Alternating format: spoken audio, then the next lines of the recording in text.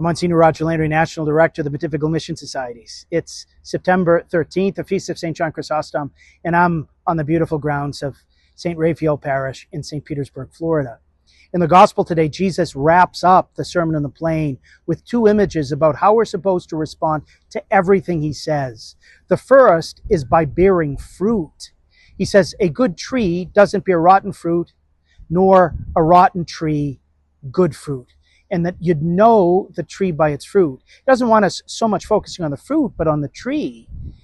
In the sermon that he gave during the Last Supper, in John 15, he talked about the vine and the branches, and he said, if we're like branches on him, the vine, we will bear fruit. But without him, we can bear no fruit.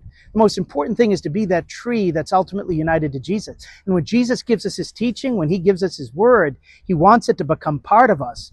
When we interiorize it in that way, we will bear good fruit, just like any good tree. The second image is of building a house. He says he wants us to build the house on the rock of his word, so that whatever storms come, we will remain standing. The fools, he says, are those who hear his word, but don't seek to construct their life on it. Today, the church celebrates St. John Chrysostom, an extraordinary disciple from Syria who became the Patriarch of Constantinople and the greatest preacher in the history of the church.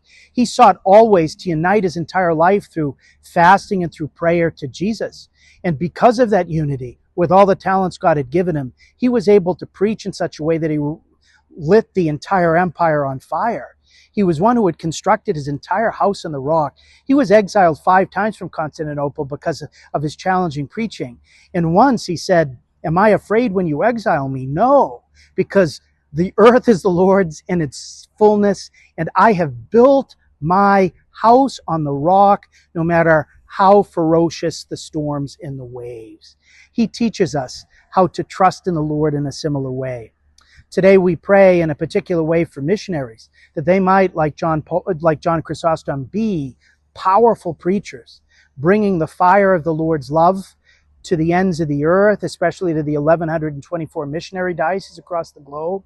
And we pray in a special way that their work might be fruitful in helping people to nest themselves in Jesus the vine, becoming good trees, bearing extraordinary fruit that lasts, and building their entire existence, their lives, their families, their cultures on Christ the rock.